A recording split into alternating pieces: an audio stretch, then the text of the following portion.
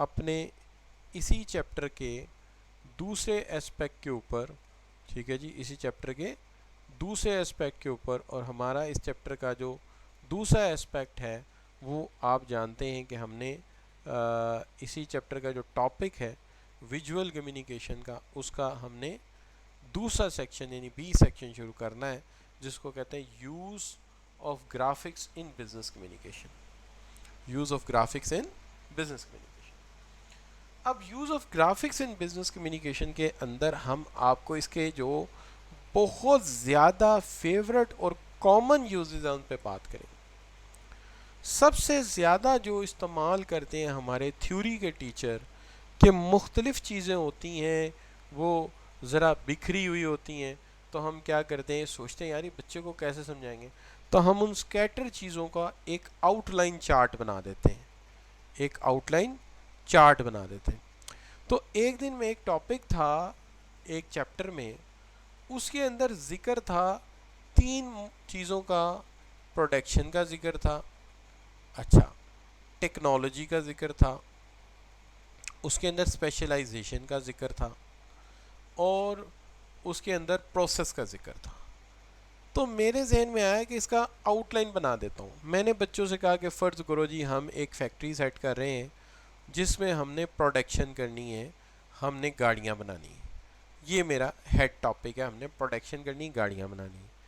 अब उसके अंदर मैंने जो है वो कहा कि गाड़ियाँ बनाने के लिए सबसे पहले हमें प्लांट चाहिए, कि हमने जैपनीज़ लाना है, अमेरिकन लाना है, या हमने जो है कोरियन लाना है। तो यहाँ बात आ गई सबसे पहले टेक्नोलॉजी की, ठीक है जी, टेक्नोलॉजी की बात आ गई। अब उसके बाद हमने कहा जी कि हमें ये देखना है कि हम छोटी गाड़ी के स्पेशलिस्ट बनेंगे या बड़ी गाड़ी के। अब बात आ गई स्पेशलाइजेशन की। स्पेशलाइजेशन के साथ साथ बारी आ गई किस चीज़ की जी, प्रोसेस के डिज़ाइन की, कि हम प्रोसेस को किस तरह डिज़ाइन करेंगे। इस तरह 3 चीज़ों को, जो एक चैप्टर के शुरू में थी, एक आखिर में थी, एक दरमियान में थी, हमने एक आउटलाइन चार्ट पकड़ा और उनको लिंक कर दिया। इसका फ़ायदा ये होता है कि एक चैप्टर के मुख्तलिफ़ टॉपिक्स को हम इस तरह तरतीब और सुई के साथ परो देते हैं कि वो लिंक हो जाते हैं। इसकी आसान सी एग्जांपल जो है वो ये हो सकती है कि हमने शुरू किया चैप्टर और आपसे कहा कि ये हमारे चैप्टर का नाम है फॉर्म्स ऑफ बिजनेस कम्युनिकेशन। इसके अंदर जनाब जो हैं वो आपके सामने जो हैं वो 9 आर्टिकल्स हैं। उन 9 आर्टिकल्स में से आज आप विजुअल कम्युनिकेशन का आर्टिकल पढ़ेंगे। विजुअल कम्युनिकेशन का जो आर्टिकल है इसके 3 हिस्से हैं, और उसके 3 हिस्सों में एक इसका ग्राफिक्स का पर्पस है, एक यूज़ ऑफ ग्राफिक्स है। तो अगर आप देखें तो हम वही आर्ट तो भी इस्तेमाल करके चल रहे हैं, उसी को तो हमने यहाँ यूज़ किया है। क्या ख्याल है, is it so or not? तो वही तो टेक्निक इस्तेमाल करते हैं। थ्योरी के टीचर ऐसा ही करते हैं, एक चैप्टर के इतने हिस्से हैं, इस हिस्से के अंदर ये चीज़ें हैं, इस हिस्से के अंदर ये चीज़ें, हम इसी तरह इनको प्रो देते हैं। तो ये आउटलाइन चार्ट है। सवाल है आप लोगों से, dash gives an overall view of the process by recording only the main operation and arrangement in proper sequence। एक ऐसी चीज़ है जो चीज़ों को सीक्वेंस और अरेंजमेंट देती है, उनकी तरतीब समझाती है, हम उसको क्या कहेंगे? तो जो चीज़ सीक्वेंस और तरतीब बनाती है उसको हम आउटलाइन प्रोसेस चार्ट कहते हैं। आउटलाइन प्रोसेस चार्ट कहते हैं। अब देखिए, एक तरीका और होता है कि जब चीज़ों का मुआजना करना होता है, कंपैरिजन करना होता है, चीज़ों को एक दूसरे के साथ कंपेयर करना होता है। तो जब भी चीज़ों को कंपेयर करना होता है, चीज़ों को आपस में कोई मुआजना करना होता है, या चीज़ों को स्टूडेंट को डिस्टिंग्विश कराना होता है दो चीज़ों को, और उसके अंदर यकसा पॉइंट होते हैं, तो हम टेबल की मदद लेते हैं। हम टेबल की मदद लेते हैं। अब आपको याद होगा ये टेबल मैंने यूज़ किया था क्रिटिकल और अनक्रिटिकल थिंकिंग में, कि जी क्रिटिकल थिंकर यूँ सोचता है, नॉन क्रिटिकल थिंकर यूँ सोचता है, क्रिटिकल थिंकर ये बात सोचता है और अनक्रिटिकल इस तरह से सोचता है। तो ये बात हमने कंपैरिजन में इस्तेमाल की थी। तो ये भी एक तरीका है कि जी जो क्रिटिकल थिंकर है वो हमेशा एक्यूरेसी और एप्लीकेबिलिटी पे बात करता है, और जो अनक्रिटिकल होता है वो अनसर्टन, इनएक्यूरेट होता है। जो क्रिटिकल थिंकर होता है वो हमेशा रिकग्नाइज करता है और मानता है कि मेरी ये लिमिटेशन है, मुझे ये आता है और ये मुझे नहीं आता। और जो अनक्रिटिकल थिंकर होता है वो हमेशा हर चीज़ का हर फन मौला बनने की कोशिश करता है, वो कहता है मुझे हर चीज़ का ही पता है। जो क्रिटिकल थिंकर होता है वो ओपन माइंडेड होता है, ठीक है, वो हमेशा कोई चीज़ अगर उसके जहन में जैसे भी आती है वो तनकीद होगी जो होगी वो उसको बयान करता है। और जो अनक्रिटिकल थिंकर होता है वो क्लोज माइंडेड होता है, वो अजम्पशंस एंड बिलीफ के ऊपर जो है वो बेस कर जाता है, ठीक है जी। क्रिटिकल थिंकर जो होता है वो ये परवाह नहीं करता, वो डिसएग्री भी करता है अपने ग्रुप के साथ। और जो अनक्रिटिकल थिंकर होता है वो ग्रुप थिंक का शिकार होता है, जो सब कह रहे हैं वो मानने को तैयार हो जाता है। तो ये इनका एक वाजिया फ़र्क होता है। तो एक बात तो ये होगी। अच्छा, अब जब हम इसको बात करते हैं तो यहाँ पे the first step to enabling the contrast is the providing consisting information for all compare products और services, the basic dash for products and services and rows for the attributes. शाबाश, क्या हो सकता है?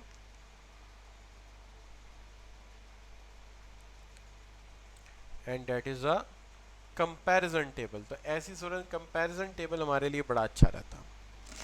अच्छा, अब देखिए एक ऐसी सूरत हाल होती है जहाँ पे हमें कंपैरिजन ही करना है लेकिन बहुत सारी वैल्यूज़ चाहिए, बहुत सारी वैल्यूज़ चाहिए। जैसे फ़र्ज़ कीजिए कि मैं एक सेल्स मार्केट को डील करता हूँ, सेल्स मार्केट को डील करता हूँ, सेल्स मार्केट को डील करता हूँ और मैं कहता हूँ कि ये जो ब्लू हैं ये हमारे टारगेट्स हैं और ये जो रेड हैं ये हमारी सेल्स हैं। तो हमें फौरी तौर पे देखते ही पता चल जाएगा कि किस साल हमें क्या टारगेट मिला और क्या सेल्स मिली। फॉर एग्जांपल, इस साल हमारा ये टारगेट था, ये सेल्स थी, इस साल हमारा ये टारगेट था, ये सेल्स थी। तो सिर्फ 2011 का एक साल ऐसा है जहां तकरीबन हमारी सेल्स हमारे टारगेट के बराबर गई हैं। 2012 भी हमारा टारगेट और सेल्स के एतबार से एक अच्छा साल रहा है, लेकिन उसके बाद से लेके आज तक जो भी हमें टारगेट मिले हैं उनको हम अचीव नहीं कर सके। तो ये एक ही दफ़ा में सारी बात क्लियर हो गई। अब ये बात कभी लिखी हुई होती तो हमें याद ना होती, लेकिन जब हमने टेबल में देखा है तो हम आंखें बंद करके इस बात को कह सकते हैं, आंखें बंद करके हम इस बात को बयान कर सकते हैं कि जनाब टारगेट अचीविंग साल तो हमारा कोई भी नहीं था, लेकिन सेल्स के एतबार से जो हमारे अच्छे साल थे, सेल्स के एतबार से जो हमारे अच्छे साल थे वो जो है 2011 और 2012 थे। उसके अलावा हमारा कोई भी साल इतना अच्छा नहीं गुजरा जिसके अंदर हमने अपने टारगेट्स को अचीव किया हो, ठीक है जी। अच्छा, तो ये बच्चों एक चीज़ है। तो एक मक्खी तंग करी बड़ी देर से मैंने फड़का दी। अच्छा, तो चलिए बच्चों ये हो गया हमारा क्या जी, this is all about we are talking about the bar chart. तो ये हमारे बार चार्ट की बात हो रही थी। तो ये कितने कारआमद है। इसी तरह देखिए ये जो एक्चुअल डाटा दिया हुआ था इसके अंदर इन्होंने ब्रिटिश स्टूडेंट और इंटरनेशनल स्टूडेंट्स को कंपेयर किया हुआ था। रेड इंटरनेशनल स्टूडेंट है और जो ब्लू है वो लोकल स्टूडेंट हैं या उनके वो स्टूडेंट हैं जो ब्रिटिश हैं। अगर आप इसको देखते हो तो आपको फ़ौरन पता चलेगा कि बरतानिया में 2011 और 12 में फ़ॉरेन स्टूडेंट्स बहुत ज़्यादा थे, लेकिन उसके अलावा फ़ॉरेन स्टूडेंट्स थोड़े थे। तो ये फौरी तौर पे हमें आइडिया हो जाता है कि हमें कितने का क्या शेयर जा रहा है। अब अक्सर औक़ात ऐसा होता है कि जैसे हमें कोई प्रेजेंटेशन देनी होती है कि इस चीज़ का इसमें इतना शेयर है, इस चीज़ का इसके अंदर इतना शेयर है। वैसे तो आप देखिए ये तो टर्म यूज़ ही किस लिए होती है, टर्म यूज़ होती है आपके चार्ट वाइडली यूज़ होते हैं मल्टीपल पर्पसेस के लिए, लेकिन ज़्यादातर हम इनको क्लासिफिकेशंस के लिए इस्तेमाल करते हैं। लेकिन पाई चार्ट एक ऐसा चार्ट है जो हमें ये बताता है कि अगर 100% एक चीज़ है को सपोज किया जाए तो उसमें किसका परसेंटेज शेयर कितना है, परसेंटेज शेयर कितना है, किसका परसेंटेज शेयर कितना है। तो pie chart always use a circular graph which shows into the parts and proportion in numerical terms। तो proportion in numerical terms, मिसाल के तौर पे पाकिस्तान के अंदर ये डाटा कलेक्ट किया गया कि हम जो पेट्स पालते हैं उसमें सबसे ज़्यादा पेट्स कौन से पाले जाते हैं। तो सबसे ज़्यादा कौन सा पेट पाला जाता है घरों में शाबाश?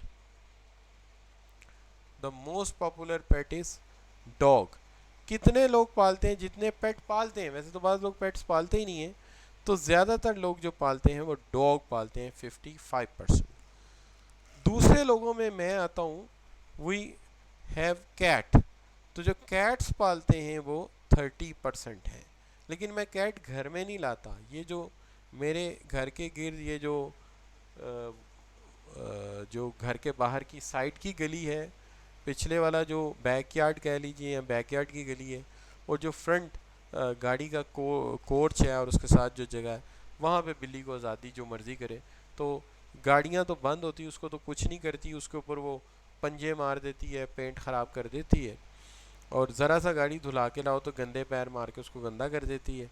लेकिन जो मोटरसाइकिल है उसकी सीट की हर वक्त शामत आई रहती है, उसको तो बिल्कुल ही खुरदरा कर देती है। मेरे पास एक ही मोटरसाइकिल है, 2003 में मैंने लिया था, मुझे बड़ा पसंद है, आज तक मैंने बेचा नहीं, यूज़ करता हूँ कभी कभी, कभी 2 महीने बाद 3 महीना स्टार्ट करते हैं, जितने पेट्रोल के पैसे बचने होते हैं उतने उसके ऊपर लग रहे होते हैं, कभी बैटरी ख़राब तो कभी कुछ। लेकिन बहरहाल पालिए। अब पाकिस्तान में फ़िश पालने का ट्रेंड भी आया है, तो वो 6% लोग फ़िश पालते हैं, 5% लोग रैबिट्स, और अब देखिए रोडेंट्स वगैरह, ये कछुए मेरा ख्याल है, और ये चीज़ें ये भी पालने लग गए हैं लोग, बताएं। चाइना वगैरह में तो पालते थे, अब यहाँ पे भी लोग ये पालने लग गए। एनीवे, तो ये एक ही पाई चार्ट में हमने सारा शो कर दिया। अच्छा, पुलिस इसको इस्तेमाल करती क्राइम रेट के लिए, हमारा कौन सा ऐसा पुलिस स्टेशन का एरिया जहाँ क्राइम ज़्यादा हुआ। अच्छा, बिजनेस फर्म यूज़ करती हैं सेल्स के लिए, कि किस हमारे लाहौर के रीजन में हमारी सेल सबसे ज़्यादा है। तो इसके मल्टीपल यूजेस हैं और हर जगह ये इस्तेमाल होता है। अच्छा बच्चों, इसका सवाल इस तरह से पेपर में आता है, a type of graph in which circle is divided into sector and each represent a proportion of whole. तो इस तरह से इसको पूछा जाता है, ये है पाई चार्ट। या इस तरह से पूछ सकते हैं, ऐसे किताब में लिखा हुआ है, circle whose sector donates denotes various quantities is called, that is called pie chart. तो ये क्वेश्चन बैंक का सवाल है आपके, इस तरह से इसको पूछा जाता है, ठीक है। या इस तरह, a circular statistical graph in which divided into slices and illustrated. तो जब स्लाइसेस आ गया फिर तो बिल्कुल ही क्लियर हो गया कि ये पाई चार्ट की बात हो रही है, ठीक है जी।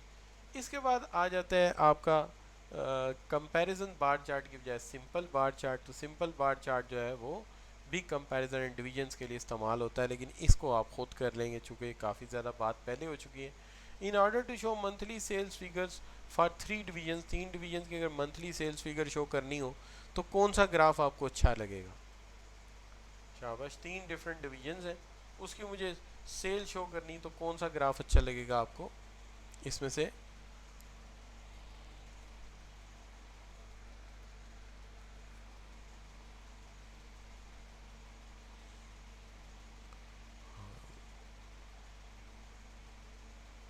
हाँ, ये भी ठीक है, लास्ट में पूछे जाए ज़्यादा इफेक्टिव रहेंगे, ठीक है ना।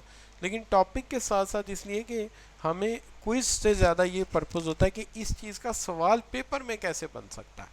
तो वो एक दफ़ा आप उसके साथ पढ़ लेंगे तो फिर आप उसमें गलती का इस्तेमाल कम करेंगे, ये फ़ायदा होता है टॉपिक के साथ, कि इस टॉपिक का सवाल यूँ बन सकता है, मुझे पता है कि उसका आंसर इजीली गेस हो जाता है, लेकिन मेरा मकसद क्विज लेना नहीं होता यहाँ पे। मेरा मकसद ये होता है कि उस टॉपिक के हवाले से आपको जहनी तौर पे तैयार कर दिया जाए कि इसका एमसीक्यूज इन वर्ड्स में लिखा हो सकता है, ये पर्पज़ होता है इसका, ठीक है। तो इसका मकसद कतई चेक एंड बैलेंस भी हो सकता था, लेकिन मेन पर्पज़ ये है। अच्छा बच्चों, लाइन ग्राफ, लाइन ग्राफ जो है ये शो करता है एक ही वेरिएबल के डिफरेंट ट्रेंड्स। पुराने दौर में तो ये लाइन ग्राफ इस्तेमाल किया जाता था जब हमें कोई एक पर्टिकुलर वेरिएबल का रवैया शो करना होता था, लेकिन आज के दौर में एक ही वेरिएबल या 2 वेरिएबल के लिए भी इसको इस्तेमाल किया जाता है, 3 के लिए भी किया जाता है। मिसाल के तौर पे फ़र्ज़ कर लीजिए कि ये स्कोर है और ये ओवर्स है, ठीक है, ये ओवर्स ही है और ये स्कोर है। तो आपने देखा होगा कि अक्सर वो कहते हैं कि देखिए पाकिस्तान का स्कोर बड़ा नीचे था, फिर अब ऊपर आ गया है, अब फिर नीचे चला गया था, अब फिर इससे ऊपर आ रहा है। तो इस तरह करके ग्राफ शो किया जाता है। इसका फ़ायदा ये होता है कि हमें अंदाज़ा हो जाता है कि किस वक्त हमने स्कोर अपोजिशन टीम से कम था, किस वक्त फिर ऊपर जाना शुरू हुआ। तो इस तरह करके जो है हम ग्राफ को शो करते हैं और एक ही चीज़ को मल्टीपल टाइम पे शो कर सकते हैं। लेकिन याद रहे कि जो बार चार्ट होता है वो फिक्स टाइम पे किसी वेरिएबल की वैल्यू होती है, लेकिन जो लाइन चार्ट होता है कॉन्टिन्यूस रवैया होता है किसी वेरिएबल का। ठीक है, कॉन्टिन्यूस रवैया होता है। ठीक है जी। अच्छा, अब बात आ जाती है बच्चों आपके सवाल की कि line graphs are meant for making comparison, show trends, compare organisation structure, represent data with the help of pictures. जी शाबाश। तो इट शोज ट्रेंड्स, तो ये ट्रेंड्स को शो करने के लिए इस्तेमाल किया जाता है। ठीक होगी बात बच्चों। अब सवाल ये आ जाता है अदर्स ग्राफ। अदर्स ग्राफ कई तरह के हैं। अब कुछ ऐसे ग्राफ्स हैं जो पिक्टोग्राम्स कहलाते हैं। पिक्टोग्राम्स क्या है कि फ़र्ज़ कीजिए कि मेरा एक बहुत बड़ा स्टोर है और मैं चाहता हूँ कि मैं वैल्यूज़ की बजाय पिक्चर से जो है प्रेजेंट करूँ। तो मेरी टॉय शॉप है और टॉय शॉप में मैं कहता हूँ कि 10 बाइक बिकने पे एक बाइक प्लेस कर दो। ठीक है, 10 डॉल्स बिकने पे एक डॉल प्लेस कर दो। ठीक है, और 10 डक्स बिकने पे एक डक प्लेस कर दो और 10 गाड़ियाँ बिकने पे एक कार प्लेस कर दो। तो इससे मुझे सेल्स का फ़ौरन अंदाज़ा हो जाएगा। ठीक है, वो कैसे कि देखिए 1 2 3 4 5 6, 6 गाड़ी 6 मोटरसाइकिलें हैं।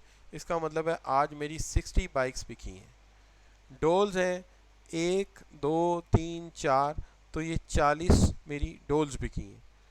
डक हैं 3 है, 1 2 3 डक हो गई, तो जनाब डक्स जो है मेरी आज वो 30 सेल हुई। कार है मेरी 1 2 3 4, 4 गाड़ियाँ, आज 40 गाड़ियाँ सेल हुई। इस तरह करके हमें फौरी तौर पे अंदाज़ा हो जाता है कि आज हमारी सेल कितनी है। इसको हम कहते हैं ये पिक्टोग्राम है, पिक्चर से अंदाज़ा हो जाता है। बच्चों यहाँ तक क्लियर है आप लोगों को? जी शाबाश। Is it clear to you? जी शाबाश।